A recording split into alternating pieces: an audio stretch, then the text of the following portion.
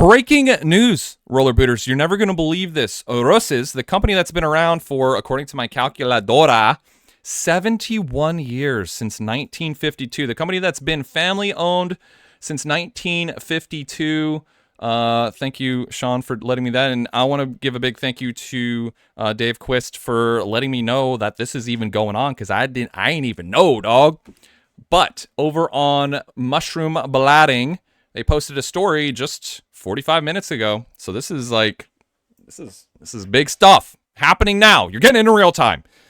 They posted a story. Rosys, the leading company in production of skates, acquired at auction. So we followed this link, but you may have heard of this little company called Rosys. Again, we talked about 1952, but they made the very first inline skate. They made the very first composite inline skate in 1978. The achievement is huge, blah, blah, blah. In 1981, developing the very first inline skate, the mythical skate shell is named Pro. PRO. Please recycle, otherwise we're going to be angry. PRO. So anyway, let's go over to the article. Now we had to, what is it called? Translate this, so it may be a little bit translatey, but let's push through. This is over on Treviso today.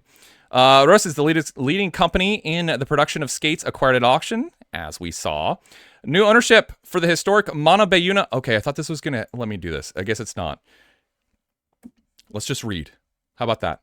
New ownership for the historic Mana Bayuna, a company founded by Ottorino and Lena Kavasin. I'm sure I'm butchering that. In 1952, after the 2020 composition with creditors, Rosys was acquired at auction in recent days by Venasport. Production has never stopped. We never stopped production. Flavio Alberti, president of Venasport, with the Iliasavosan watermelons. Okay, Venasport saves and relaunches through a restartup operation. Rosys SRL, a historic...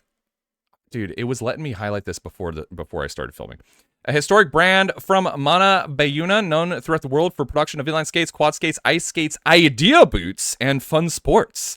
Safety and security products, protection in skating. Again, a little bit lost in translation here.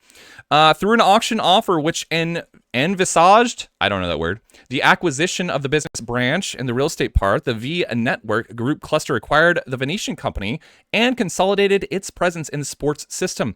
The Mana Belluna company, founded in 1952 from an intuition of Ottorino and Lena Kavasin, quickly established itself on the market for the production of trekking shoes. Thanks to its solid manufacturing experience in 1978, it launched the first injected ice skate. From that moment on, significant growth began, which led the brand to become a significant player in the industrial skate sector. The production in Italy of the well-known rollerblades is due precisely to Rosys, who, starting from 1981 with a strong investment in research and development, created the first inline roller skates. In the following years, the company also began to produce safety products for urban mobility, becoming one of the best-known brands in the sports sector with high technicality.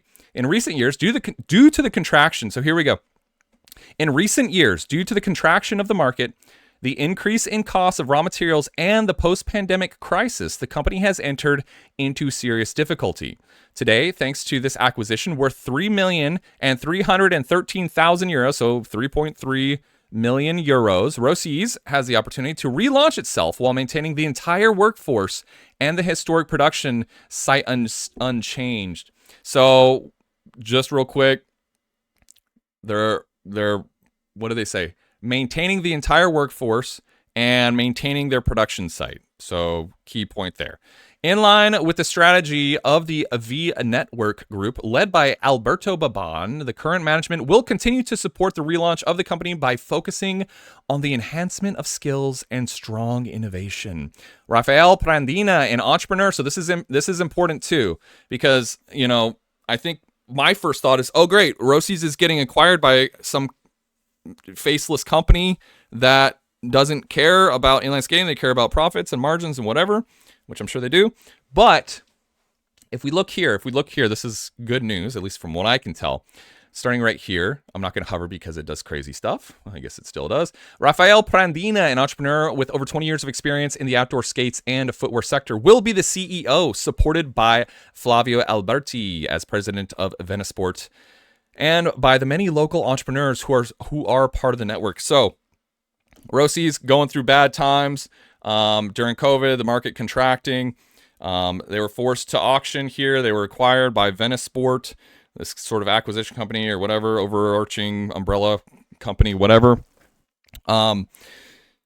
And they're keeping all their management in place. They're keeping their production facility in place. And the CEO has 20 years of outdoor skates and footwear. 20 years of experience in the outdoor skates and footwear sector. So I would say that's a good thing. Okay, nice picture of some M12s here.